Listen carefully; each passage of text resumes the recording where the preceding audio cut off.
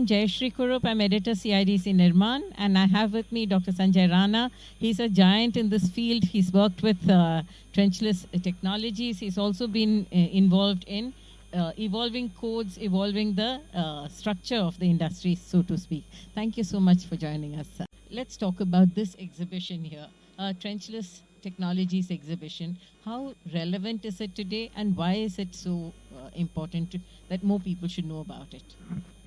All right. You see, whenever we are talking about infrastructure development, especially laying of new pipelines, cables, or anything, historic time, if you remember, whenever we were doing something like this, we were cutting the roads, traffic was disrupted, there was a huge social cost, and people used to face a lot of problem in the whole process.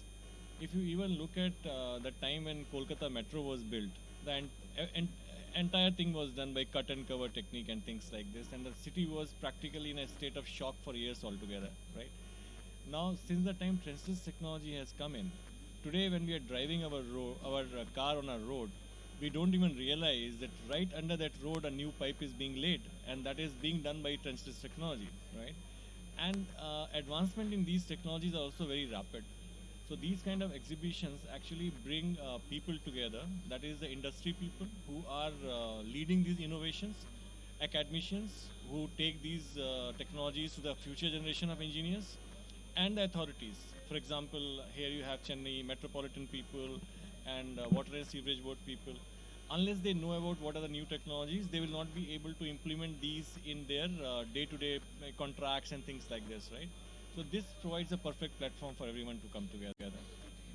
Sir, the conference is where experts like yourself have been talking, and some of the people have been listening.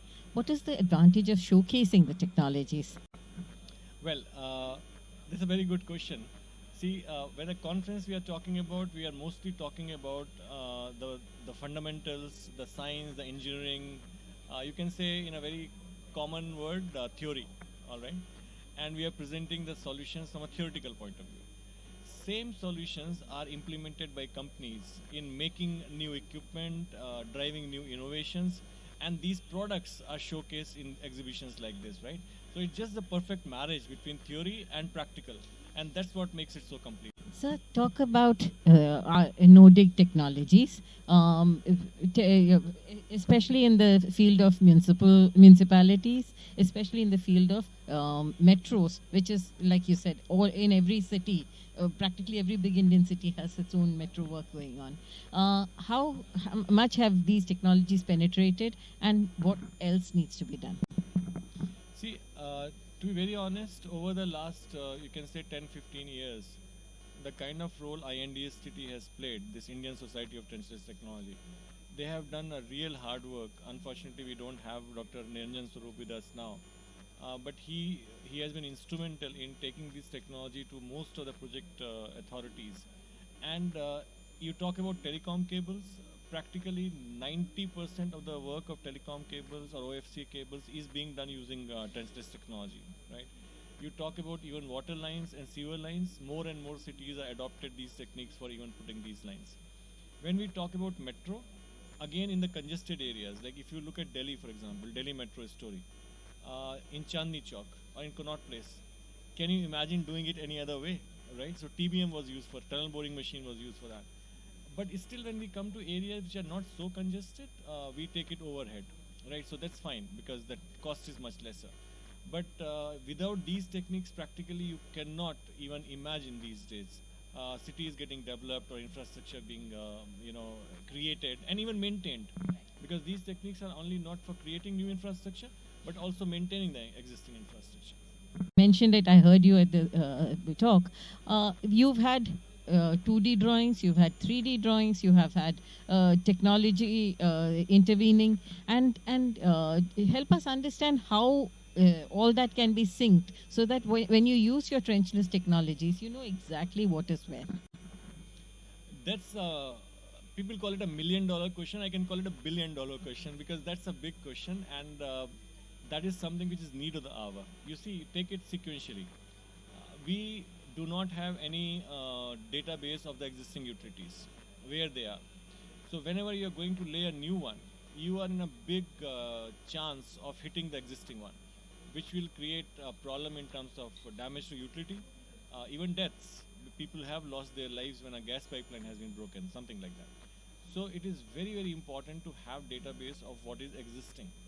It is equally important to keep updating this database, because see, if I make it today that okay, here are my existing pipelines and cables, and I just sit on that, tomorrow a new cable will be added, and now this earlier drawing is redundant, right? So we have to keep updating it. Unfortunately, that is not happening as of now in our country. At least one country I know of where I work very actively since 2006, 2007, Bahrain. When we were called there, our first mandate was to make underground mapping of electrical and water network. We did that. And then what they did is they made it mandatory for every new contractor who was putting any new cable or pipe there to report back that data to that particular department who was responsible for it. So now that data keeps getting added to what was created. And now every moment, every second, they have an updated drawing of the existing infrastructure. So now whenever something is being done, it is being done with that much of confidence. That kind of initiative is actually needed in our country also, which as of now is not there. Roughly 4,800 cities in various stages of planning, construction, panchayats to municipalities, municipalities to mega cities, and so on. What is the starting point? Very honest, like I always thought that smart city movement was the starting point. In this aspect, at least, we did not do as we should have done. Okay, there was a lot of money available for smart cities. Technological intervention also were invited that time, but somehow we got into the same loop of hiring one consultant who did not know much about this particular specialization and things like this.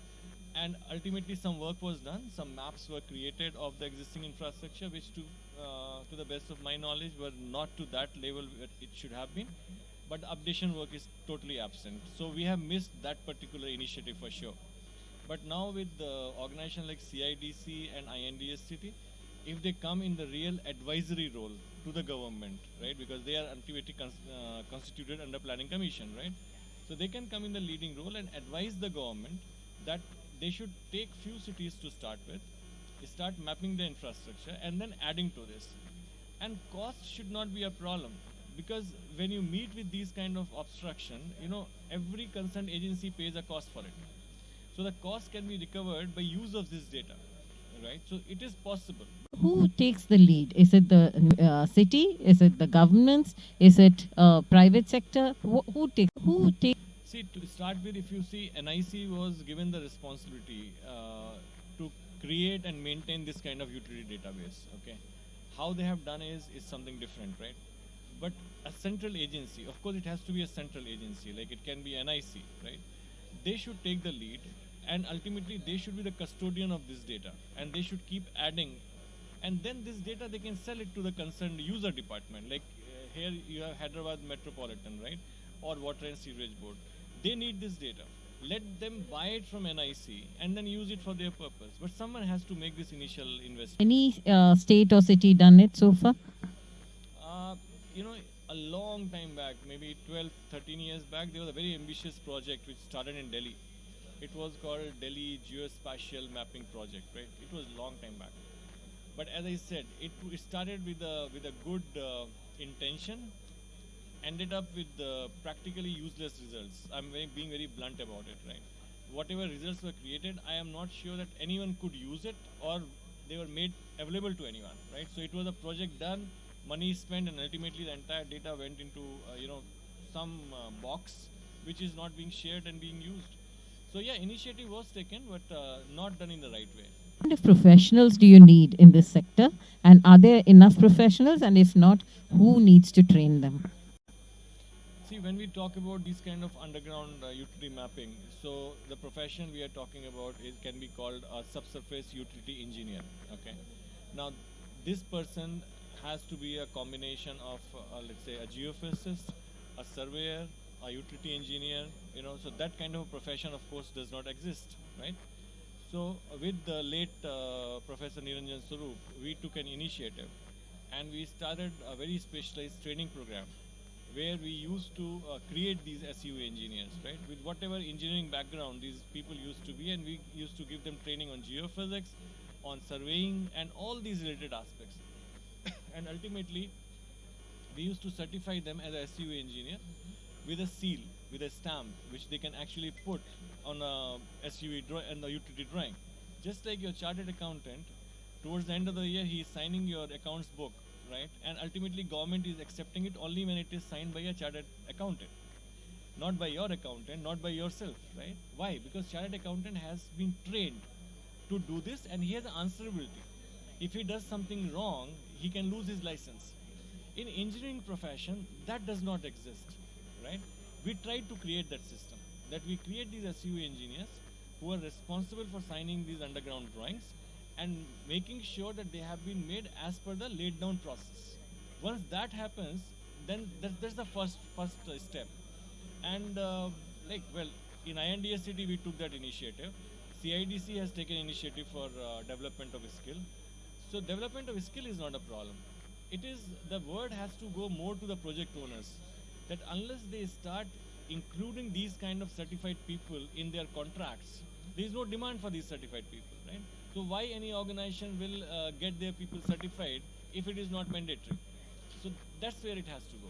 Policy is a starting point? Advocacy is the starting point, which again, like the CIDC is doing a good job with that. Dr. Swaroop has been able to make certain skilled worker thing mandatory in many contracts, construction contracts. Same thing we have to bring it to underground utilities also. That is, whenever a contract is coming out where underground utility detection is a part of it, it should be mandatory that SUV engineer must certify these drawings. Then only they should be considered as the drawings. So that step has to be. How far are we from that? Well, we were very close to that, to be very honest. With Dr. Niranjan Swaroop, we had made a good plan for it. We have to reopen the whole chapter now with others, and we hope that we'll be able to do it soon. All the best to you, sir.